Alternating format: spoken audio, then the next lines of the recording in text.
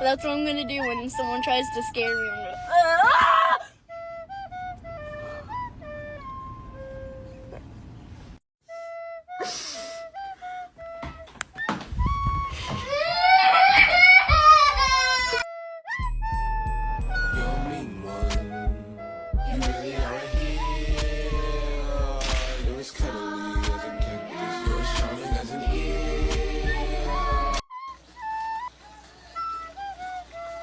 Arden, what is that?